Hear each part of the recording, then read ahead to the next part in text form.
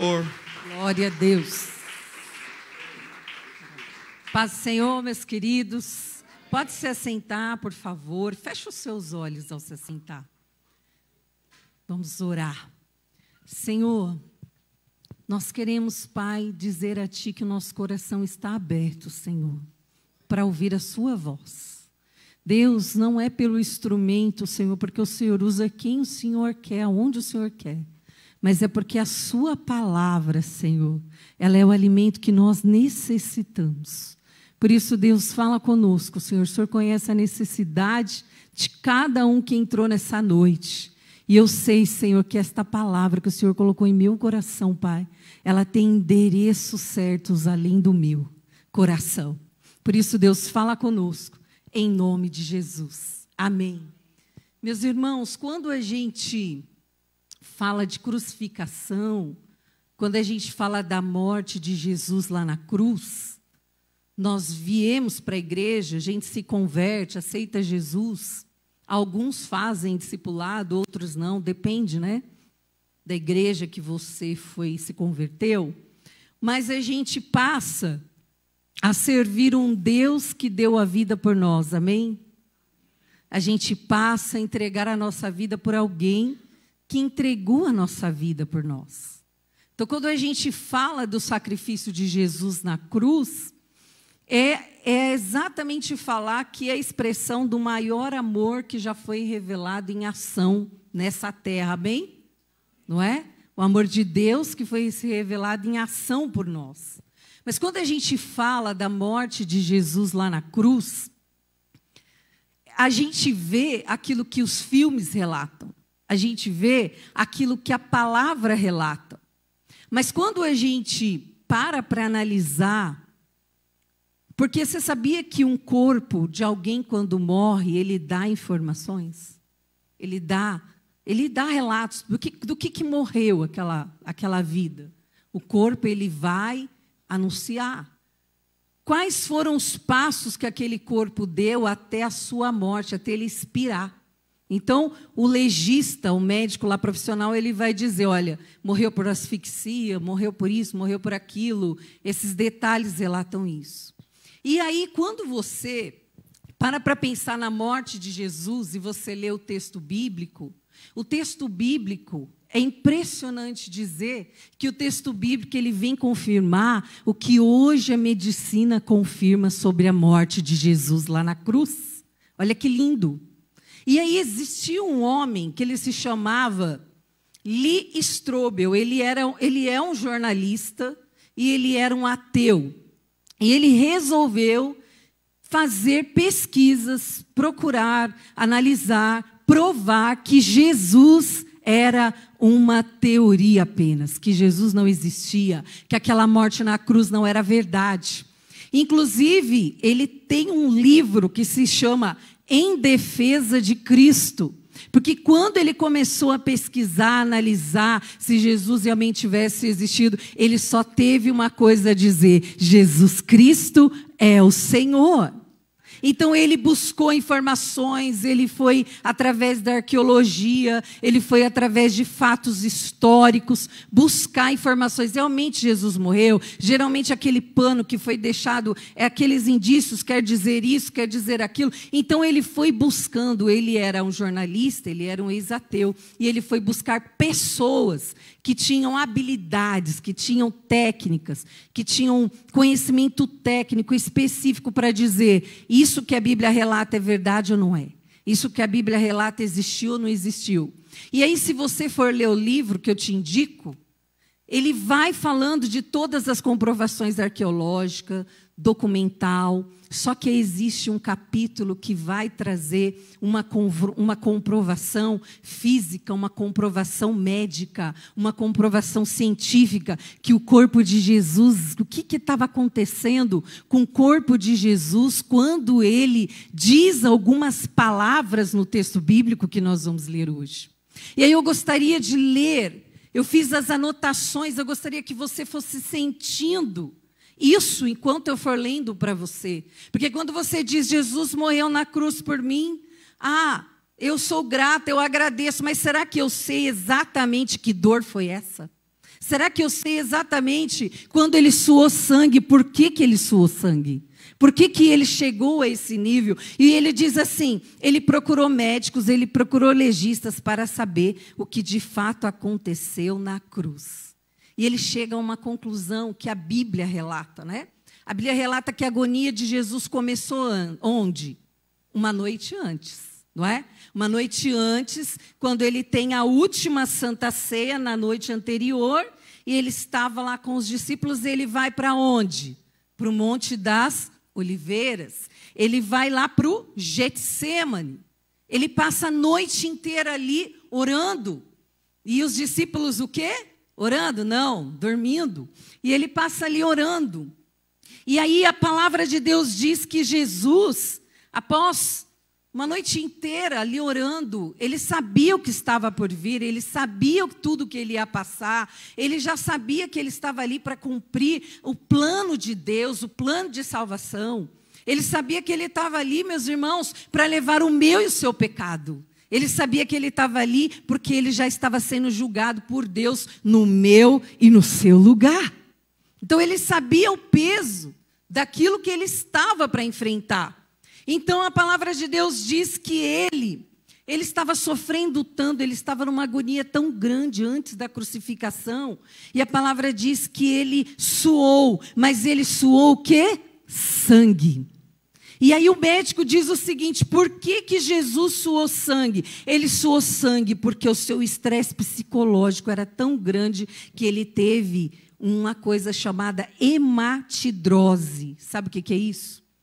É algo que acontece com a gente quando a gente está com o estresse psicológico ao extremo. Sabe o que acontece quando a gente chega nesse nível?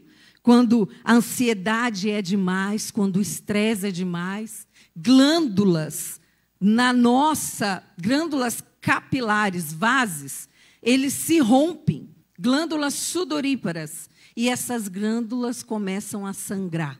Então Jesus estava num nível de estresse que antes da crucificação, ele já sabia o que estava para acontecer, ele começa a suar sangue. Ele começa a sentir a agonia de tudo aquilo que ele viria a passar por mim e por você. E aí, o efeito disso, a pergunta é, Jesus soa sangue, mas quando a gente está em extremo estresse no mundo de hoje, o que acontece com a gente? A gente sofre de ansiedade, às vezes a gente fica com marcas vermelhas pelo corpo e o médico fala para a gente o quê? Isso aí é nervos à flor da pele. Só que Jesus não teve os nervos à flor da pele. Ele suou sangue. Mas sabe o que aconteceu com Jesus? Pelo fato dele suar sangue, o seu físico, o médico diz, a sua pele se tornou frágil. Então, quando Jesus foi começar o momento da crucificação, o seu corpo já estava sentindo tamanha dor que a sua pele já estava frágil. Então, se eu passasse a unha em Jesus, já rasgaria. Aí eu quero te lembrar que indo desta forma, para começar os açoites, Jesus começou a ser açoitado. E aí a história diz, e a palavra de Deus também diz, que os açoites romanos, eles eram violentos. Os açoites romanos, eles eram algo surreal. A pele de Jesus estava sensível. Geralmente eram aplicados açoites brutais. E era comum que fossem 39 açoites. Imagina você começar a ser açoitado, a sua pele já está frágil. Os seus nervos literalmente já estão à flor da pele. E aí ele começa a passar por isso. E o soldado usava, sabe o que, meus irmãos? O soldado usava um chicote de tira de couros trançadas. E sabe o que tinha na ponta? Bolinhas de metal. E sabe o que tinha ali na ponta? Pedaços de ossos. Você pode dizer misericórdia? Imagina você com a sua pele boa, recebendo um desse.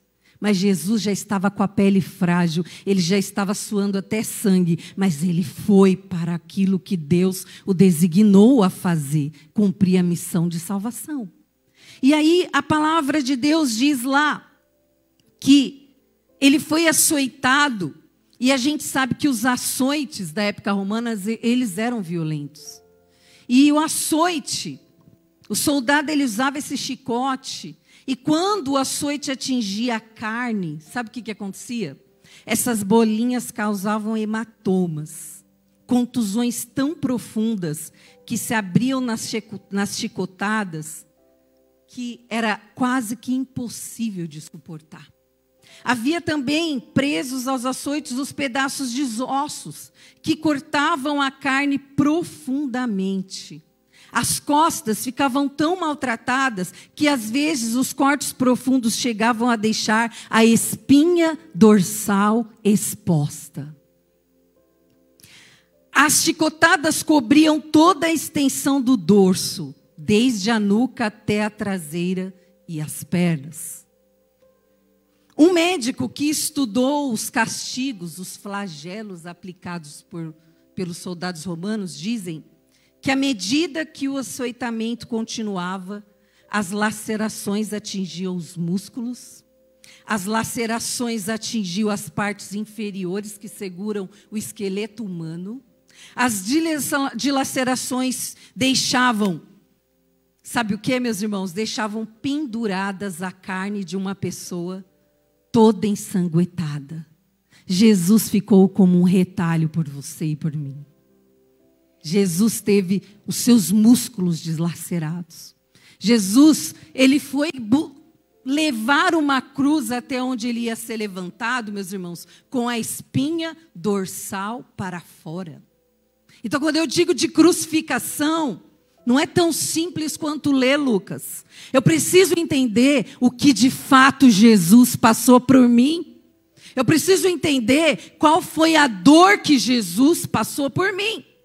E aí a palavra diz que os açoites não paravam, a violência não parava. E sabe o que acontecia com Jesus? Além da sua carne estar em tiras penduradas, ensanguentada, as veias do sofredor, sabe veias, que quando estoura, jorram sangue e a pessoa pode até morrer, as veias do sofredor ficavam abertas. Os músculos e os tendões e os órgãos internos da vítima ficavam expostos. Algumas pessoas morriam desse tipo de suplício antes de chegar a ser crucificadas. Tamanha era a dor, tamanha era a maldade, tamanho era o sofrimento.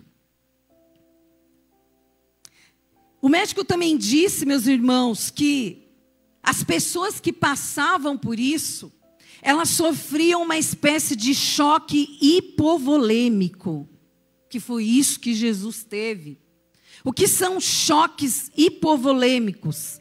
É o efeito de uma grande perda de sangue. Você consegue imaginar Jesus com suas veias, com seus músculos expostos, com seu corpo dilacerado, quanto sangue ele estava perdendo? Quando a gente assistiu aquele filme lá do Mel Gibson, a gente viu muito sangue, a gente viu muita coisa, às vezes a gente não conseguia ver, mas eu quero dizer por você, foi exatamente aquilo que Jesus passou por mim e por você.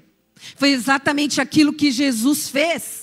E aí o médico diz assim, quando a pessoa está perdendo muito sangue, ela tem um choque hipovolêmico. E acontece 4 coisas com a pessoa, exatamente nesse momento. A primeira coisa que acontece, o coração começa a se esforçar de uma maneira sobrenatural para poder continuar a bater. Segundo, a pressão sanguínea cai, causando desmaio e colapso. Mas Jesus não desmaiou, ele suportou por mim e por você. Terceira coisa que acontece quando alguém tem esse choque, os rins param de produzir urina. E aí, o que acontece? O corpo começa a pedir líquido. O corpo começa a pedir água. Os rins param automaticamente nesse momento. Então Jesus, meus queridos, antes de ser levantado ao madeiro, ele já subiu com os rins paralisados. Quarta situação que acontece. A pessoa fica com muita sede. Muita sede. Porque o corpo pede líquido para repor o sangue que perdeu. Misericórdia, hein, irmãos? Imagina que Jesus estava numa sede incontrolável. Os seus rins paravam, o seu sangue não parava de jorrar. E ele tem muita sede neste momento. Ele tem uma dificuldade imensa de cumprir aquilo que Deus estabeleceu como plano de salvação. Mas Jesus não desmaia, Jesus não desiste. Pelo contrário, ele suporta. Ele suporta. E o médico continua dizendo que quando ele chega nesse momento que ele teve o seu choque hipovolêmico, ele vai passar para mais uma etapa da cruz, que é ter os seus pulsos pregados, não é? Por cravos que mediam 15 centímetros. E sabe o que acontece? Ele faz uma comparação. O homem pergunta para o médico, que tipo de dor foi essa que Jesus sentiu nesse momento em que ele tem os cravos pregados no seu pulso? O médico responde para ele: quando você bate o cotovelo numa coluna em algum lugar, não dá uma dor insuportável, aquela dor terrível. Sabe o que você fez? Você acertou um músculo chamado una. E sabe o que aconteceu com Jesus quando os cravos entraram aqui? O seu músculo uno estava sendo amassado e retorcido como se estivesse torcendo com um alicate. Pode imaginar essa dor? E olha que eu estou dizendo para você, de uma dor que já vinha sido iniciada no dia anterior. Então, quando eu digo para você, Jesus morreu na cruz por você, não te causa um tipo de constrangimento? Quem seria capaz de morrer por mim e por você desta forma, Lucas? Quem seria capaz de entregar a sua vida sabendo que naquele momento, meus irmãos, Jesus, ele era 100% Deus, mas ele estava ali 100% homem. Ele não passou por aquela situação indolor, ele passou por aquela situação sentindo a mesma dor que eu e você sentimos. E aí o médico continua dizendo que prender os seus pulsos foi essa dor que ele sentiu. Prender os seus pés foi de novo essa mesma dor do cotovelo, do una que ele sentiu. A dor é muito grande, a dor é terrível, a dor é insuportável. E você sabia que foi inventada uma palavra na medicina para descrever essa dor que Jesus sentiu na hora dos cravos? Quem sabia disso aqui? Não existia uma palavra, irmãos, que fosse capaz de descrever a dor que Jesus sentiu nesse momento por mim e por você. E o nome da palavra é excruciante. Significa dor proveniente da cruz. Então a dor que Jesus sentiu para dar vida a mim, para dar vida a você, foi excruciante. Você pode imaginar? Não existia uma palavra. Não existia nada na época que pudesse definir a dor. Então foi inventada isso, excruciante. Foi criada uma palavra para essa dor, porque não havia palavra em nenhuma língua que pudesse descrever a angústia terrível pela crucificação. Diz comigo assim: misericórdia. Misericórdia. E aí quando alguém disser para você: Jesus morreu por você, vai ter ou não vai ter um significado maior? E o médico continua dizendo lá, que Jesus, quando ele teve os seus pulsos pregados, ele teve os seus pés pregados, aí ele já pôde ser erguido. Ele foi erguido. Exatamente nesse momento que ele fica erguido, os seus braços ficam esticados.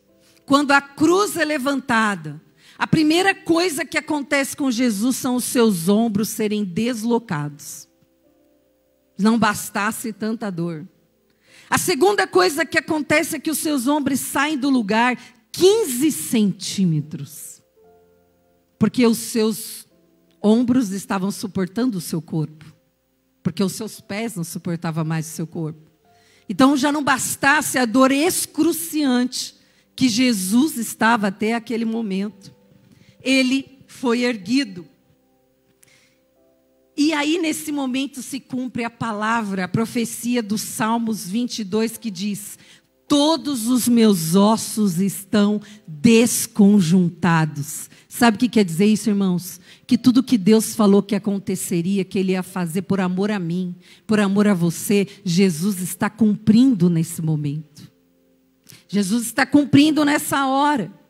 E aí o médico diz o seguinte: depois de tudo isso que Jesus estava passando, todo esse processo na cruz, na crucificação, como que Jesus morreu? Por que de fato Jesus morreu? O que aconteceu com Jesus? Porque Jesus expirou, amém? Expirou. O médico diz o seguinte: a crucificação é em essência uma agonia lenta. A pessoa que morre por crucificação, ela morre lentamente, com toda essa dor que eu estou, e essa dor que eu estou dizendo para você, é o que o médico descreve na comprovação do que aconteceu com Jesus. E Jesus vai morrendo lentamente, e é uma agonia, é uma asfixia. Nesse momento o Senhor Jesus não está conseguindo mais respirar. Faz assim, ó. Bom respirar. Imagina você com a sua espinha dorsal exposta, presa num madeiro. Quando Jesus fazia um esforço para respirar, levantar o seu corpo, as suas costas rasgavam naquela madeira. E ele tentava. E a palavra de Deus diz que ele expirava. E ele estava ali. E Jesus tem um diálogo com dois ladrões, quem lembra? Ele não está dizendo: você não está vendo que eu estou sofrendo, amigo? Você não está vendo? Curte a sua aí que eu curto a minha. Não. Jesus ainda estendeu graça na sua pior dor. Diz glória a Deus. Tem uma lição para nós aqui hoje, irmãos. Nesses momentos de Jesus. Tem lições para nós. E aí o médico diz o seguinte: que para aliviar a tensão dos músculos, o que Jesus fazia para respirar? Ele tentava se firmar sobre os pés, para aliviar a dor e para poder respirar. E sabe o que acontecia? Cada vez que ele tentava fazer isso, os pregos dos pés rasgavam mais. Cada vez que ele fazia essa ação, os seus pregos entravam nos ossos, iam até o torso dos seus pés. Já não bastava tanta dor. E ele diz assim que o Senhor repetiu isso várias vezes, enquanto as suas costas dilaceradas estavam esfregando naquele madeiro. E não é uma madeira como essa aqui não, viu, meus irmãos, trabalhada. Era uma madeira bruta. Era uma madeira que machucava. E aí ele diz o seguinte, que isso se repetiu até a exaustão total. O coração nesse momento começa a ficar hiperacelerado, porque lembra que ele teve um choque hipovolêmico, ele está perdendo sangue, ele não parou de perder sangue. Ele não parou de jorrar sangue. Ele estava na cruz, o seu sangue estava sendo o quê? Derramado. Por isso, quando a palavra de Deus diz que Ele nos lavou com o seu sangue carmesim, foi com muita dor, meus irmãos. Foi com muita dor naquele madeiro. E o médico diz o seguinte, que a pessoa tem o coração tão acelerado nesse momento, que ele se torna hiperacelerado, até a pessoa não conseguir se erguer mais para respirar.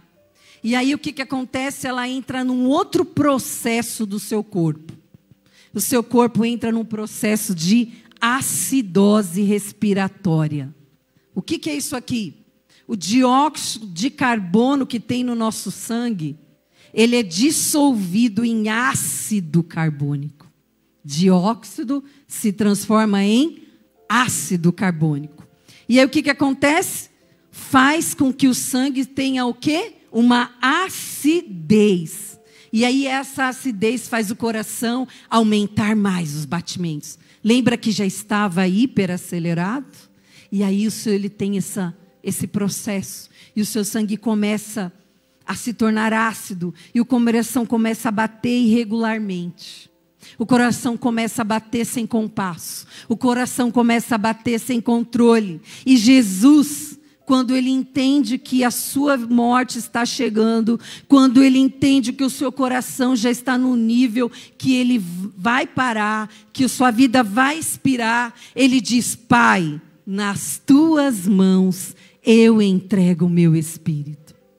Não foi a morte que tirou Jesus de lá, foi ele que entregou a sua vida por nós.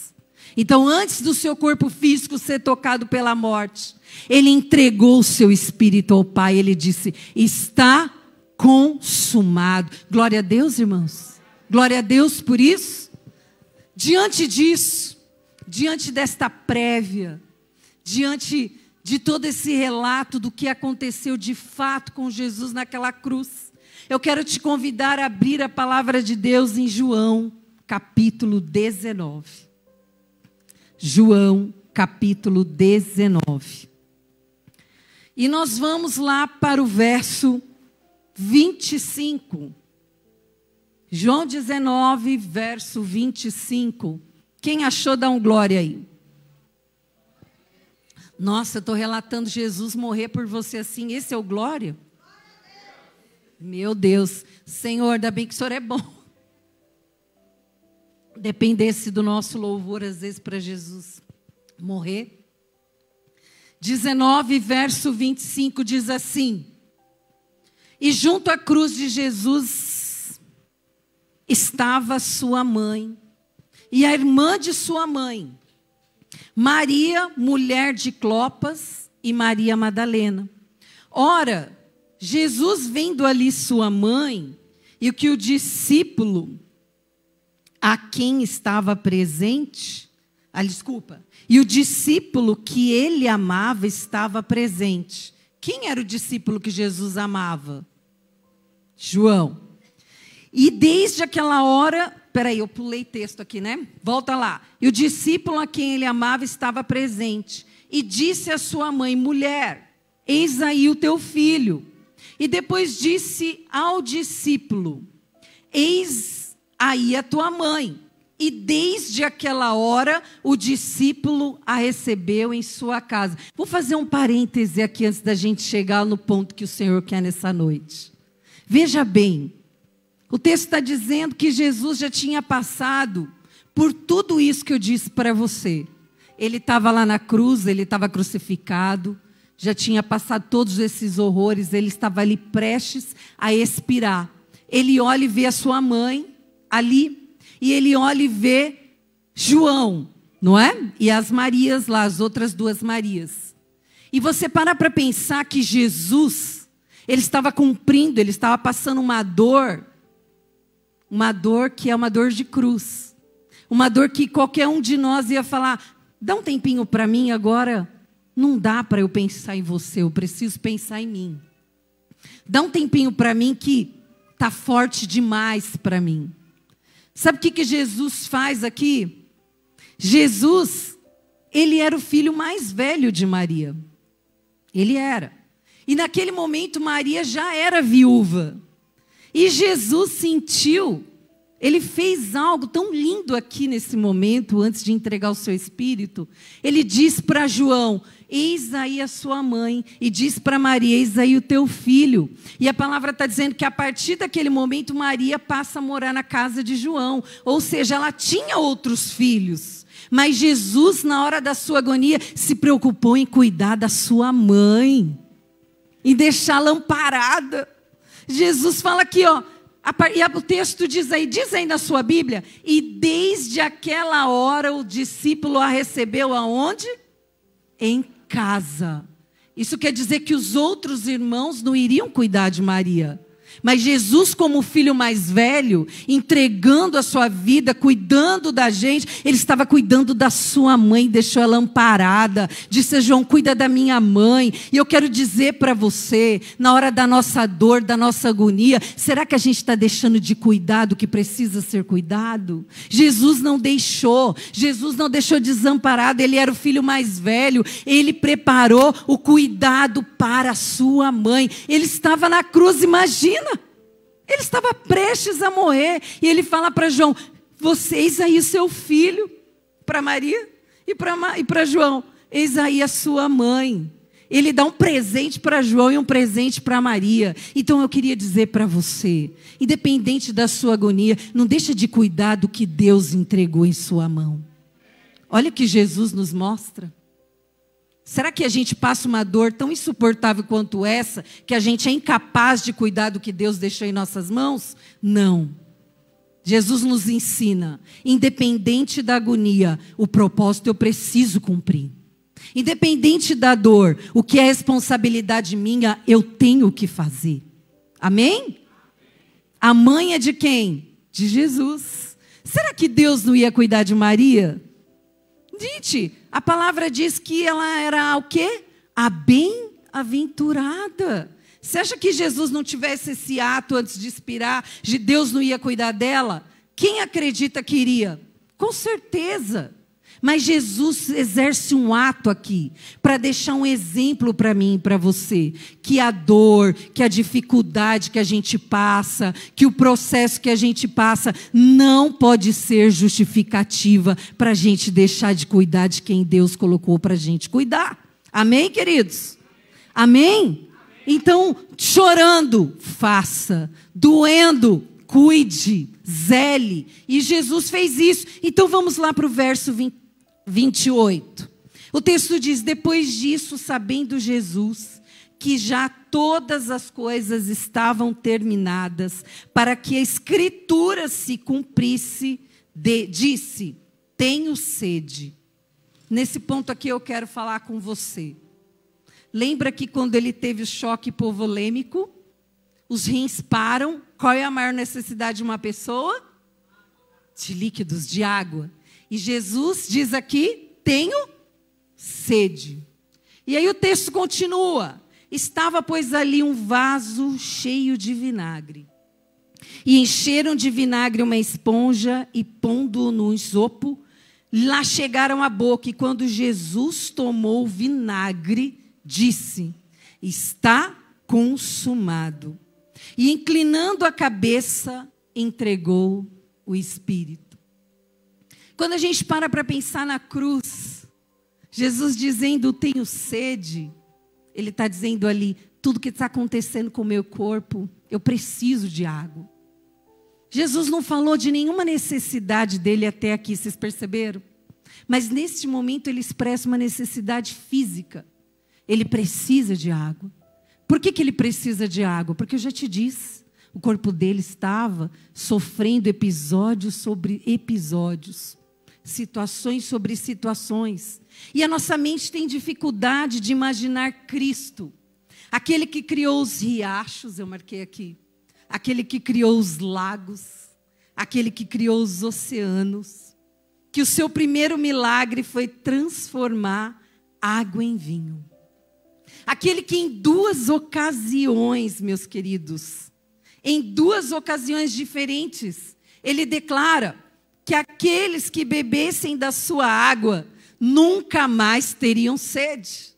Em outro momento ele diz: a água que eu lhe der, você nunca mais terá sede. Pelo contrário, vai se nascer em você uma fonte que vai jorrar até a vida eterna. Aquele que declarou: eu sou o pão da vida. Aquele que vem a mim de modo algum terá fome, e quem crê em mim jamais terá sede. Ele diz: tenho sede. Aquele que é a fonte, que é o suprimento, irmãos, da água viva para nós. No entanto, na cruz ele chora, na cruz ele sofre e ele diz: eu tenho sede. E aí Jesus sabia que todas as coisas estavam consumadas. Ele já tinha cumprido o plano de salvação para que você estivesse na presença dele hoje. Jesus, ele sabia que ele tinha que chegar até o fim. Então, quando ele diz está consumado, ele diz: eu completei, eu fiz o que Deus tinha determinado, eu cumpri o plano na íntegra. Por isso eles podem ter acesso à sala do trono de Deus. O véu do templo foi rasgado, irmãos. Neste momento foi cumprido. E Jesus sabia que ele chegou até o fim, que tinha a ver, irmãos, com algo como terminar as coisas, completar o que Deus designou, cumprir o que Deus estabeleceu, cumprir todo o mandamento de Deus. Jesus não parou, Jesus não desistiu, Jesus não desanimou, Jesus não reclamou, Ele cumpriu. Ele disse: está consumado, está feito, está realizado. Ele havia suportado horas, meus irmãos, de tudo isso que eu te disse. Indizível tormento e sofrimento. E ainda assim ele permaneceu, sabe como? Coerente e consciente. Na cruz em agonia ele cuida da sua mãe. Na cruz em agonia ele cuida de mim e de você. Na cruz em agonia ele nos resgata dos nossos pecados. Na cruz em agonia, a morte que estava determinada para nós foi vencida pela vida. Na cruz em agonia, a dor, as doenças, as enfermidades foram lançadas sobre o sangue de Jesus. E quando ele diz está consumado, ele está consciente de que a vontade de Deus está 100% concluída. Dá um glória a Deus. Se ele tivesse desistido, como nós teríamos acesso à graça? Se ele não teria suportado? Ele é homem, ele é físico, humano como nós. Ele permaneceu até o fim. Jesus, meus irmãos, ele não foi vítima da cruz. Jesus, ele suportou a cruz. Ele suportou os pecados do mundo, sendo colocados sobre ele naquele exato momento. Quando ele sofreu ali, ele estava sofrendo o juízo de Deus no nosso lugar. Amém? Então não pode ser tão fácil para nós pecar, irmãos. Não pode ser tão fácil. Será que não te constrange alguém passar por isso? Para que hoje eu e você pudéssemos andar livres. Temos uma água que jorra de dentro de nós. Será que o pecado ele é mais importante do que este amor? Nós precisamos elencar na nossa vida isso, pensar. Jesus sofreu lá naquela cruz o peso dos pecados do mundo. Foi colocado sobre ele. Ele sofreu o juízo de Deus no nosso lugar. E a palavra diz que ele é o nosso advogado diante de Deus. Então quando houver uma acusação, Jesus vai falar: morri pelo Aguinaldo, morri pela Zilma, morri pela Daniele. E não foi uma morte qualquer. Foi uma morte excruciante. Diz assim: a morte que Jesus teve por mim teve uma dor excruciante. O que isso representa, hein, irmãos? Para você. Uma pergunta que eu te faço nessa noite. Jesus, ele teve sede.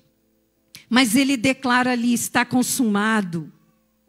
Para você pensar que Jesus teve sede e ele morreu com sede. Já tinha percebido? Ele morreu com sede. Porque a necessidade física dele não foi suprida. Sabe qual foi a resposta que aqueles homens fizeram? Já não bastava tudo que Jesus havia passado, toda a crueldade, toda a maldade. Ao invés de dar água, eles dão o quê? Vinagre. Para Jesus. Jesus, antes de dizer está consumado, ele bebe o vinagre, não diz o texto? Ele não diz, ele bebe o amargo. Ele sente aquela situação. Imagina a sua boca com sede, não fica assim meio a língua colando. Imagina o estado que Jesus estava ali, sem sangue no corpo, seus rins paralisados. E ele recebe vinagre. Foi a forma, eu escrevi aqui, foi a forma que a humanidade se despediu de Jesus. Não dando água, mas dando vinagre. Jesus morreu com sede. Jesus, que é a fonte de água viva, morreu com sede. Por que ele morreu com sede? Porque nada pôde deter o amor dele por nós. Jesus morreu com sede para nos ensinar que as nossas necessidades físicas humanas, meus irmãos, mesmo que elas não sejam cumpridas, elas não podem nos impedir de cumprir o processo, de cumprir o propósito. Jesus morreu com sede para nos ensinar que nós podemos morrer com algumas sedes também. Que nem todas as nossas sedes humanas, físicas desse corpo aqui, ó, vão ser supridas. Talvez a gente morra com algumas sedes. E eu quero perguntar para você, que sede você tem em hoje? Qual a sua sede? Sua sede física. Jesus tinha uma sede que era o seu corpo que produzia. Mas nós temos outras sedes. Nós temos sede de alegria, nós temos sede de paz. Nós temos sede de uma família perfeita. Nós temos sede de alguém na nossa vida. Nós temos sede de um marido perfeito, de uma mulher perfeita, de um filho perfeito. E muitas vezes na trajetória aqui, ó. Lembra que ele mostrou para nós que eu preciso é cumprir. E a palavra lá em Apocalipse diz que é o que? Vencer. Vai ser dado o quê? A coroa. Ao que vencer. E eu quero te dizer que o Senhor está nos ensinando aqui. Nós temos que vencer. Nós temos que cumprir o que foi determinado para nós. O que Deus nos levantou para fazer, as pessoas que Deus nos entregou para cuidar, assim como Jesus fez. Ele cuidou de Maria, Ele cuidou da nossa salvação. E a sua sede não o impediu de cumprir tudo o que havia designado. A humanidade se despede de Jesus dando vinagre, mas nem assim Jesus deixa de dizer, está consumado.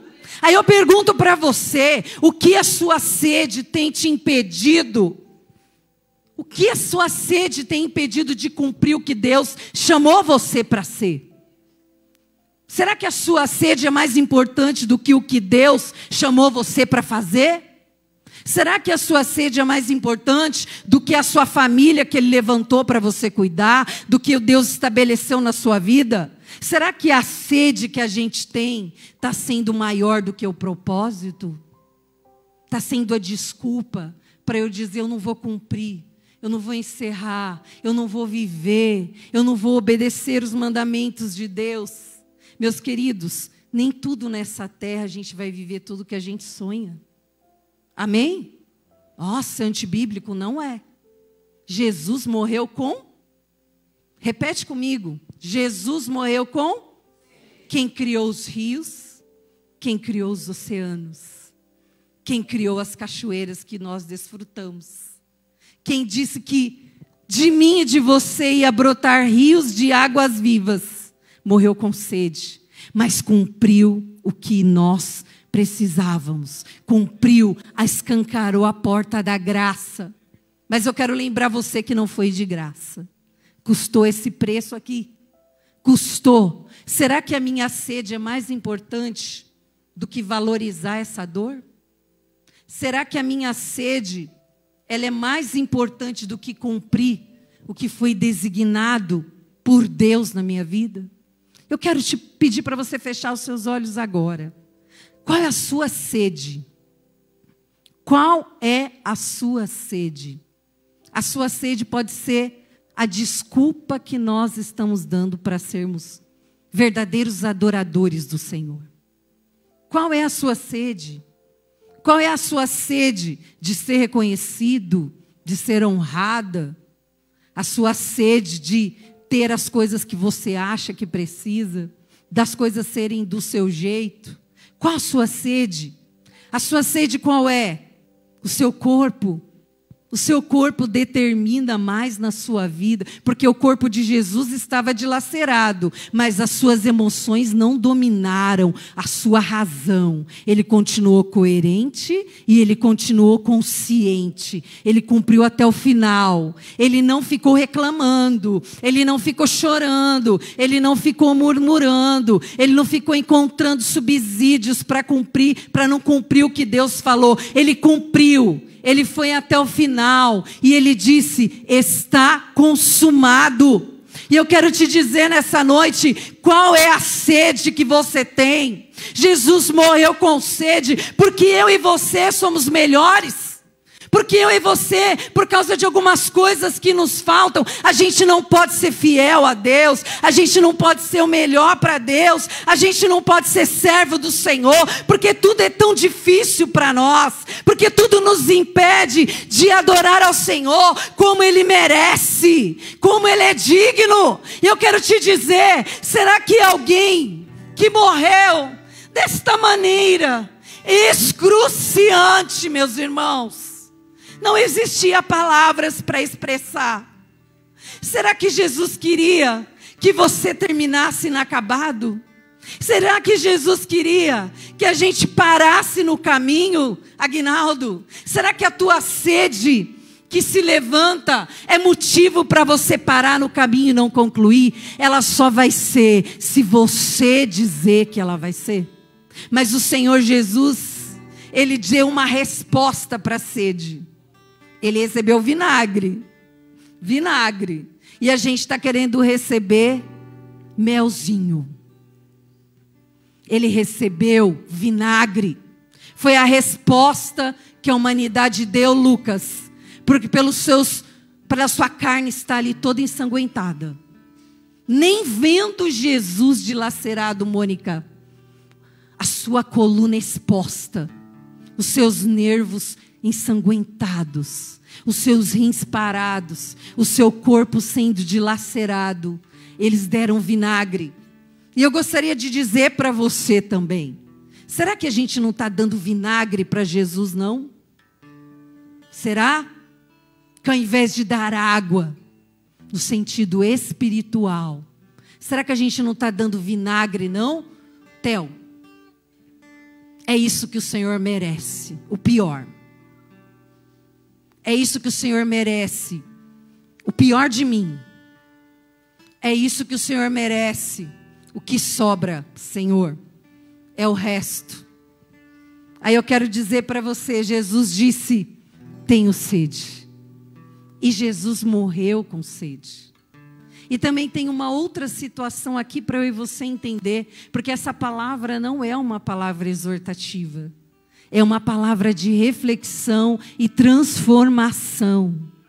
Jesus morreu com sede para mostrar para mim e para você que Ele entende a sua dor e a sede que você tem. Mas Ele está dando uma mensagem para mim e para você. Cumpra. Vai até o final. Suporte essa dor. Suporte esse processo. Suporte essa agonia. Porque eu vou dizer sobre a sua vida também. O plano que Deus planejou será consumado. Mas eu preciso, irmãos, suportar. E eu quero dizer para você, você que nos assiste aí online, você que está aqui, que esse rio, que essa água que jorra do trono de Deus, ela está fluindo essa noite sobre as nossas vidas. E aí eu preciso dizer, eu quero, Senhor, beber dessa fonte. Eu quero que a sua água flua de dentro de mim, ou eu vou continuar dizendo, tenho sede, e parando aí. Jesus disse, tenho sede, mas Ele prosseguiu e disse, está consumado. Eu pergunto para você, você só vai ficar dizendo, tenho sede? Não, você vai acessar a fonte. Nessa fonte as águas jamais encerrarão. Nessa fonte tem águas vivas, amém? E como você faz para acessar essa fonte? É só você buscar, é só você abrir o seu coração. E Jesus está perguntando aí para você, qual é a sua sede? Qual é? Você sabe qual é?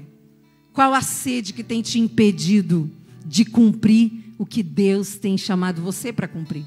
Não estou falando de ministério, não. Estou falando de ser filho do Pai. Filha do Pai. Adoradora que adore a Deus com extravagância, porque esse tipo de amor extravagante merece uma adoração extravagante, amém? Esse tipo de entrega extravagante merece uma entrega nossa total.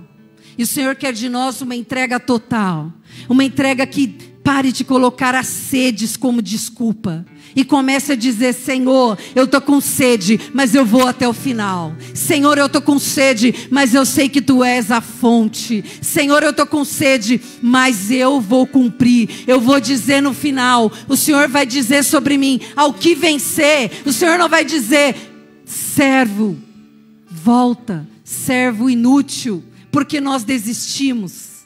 Então eu quero te dizer, na sua agonia, na sua sede, de quem você está deixando de cuidar?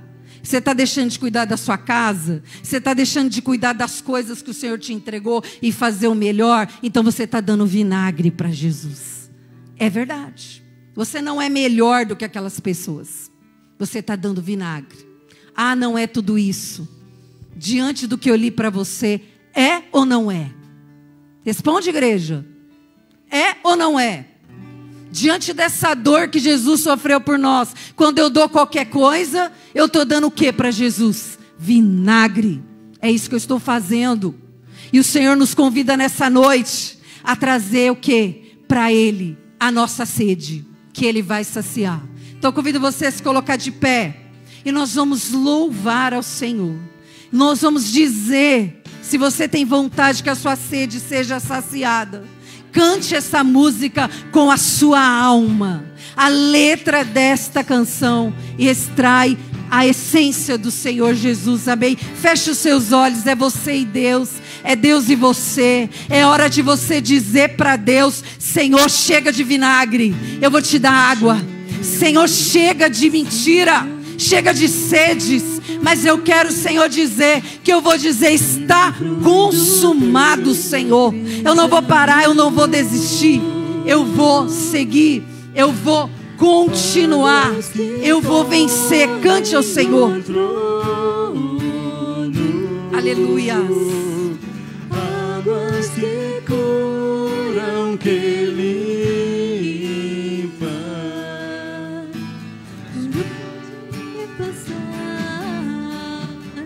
por onde o rio passar, tudo vai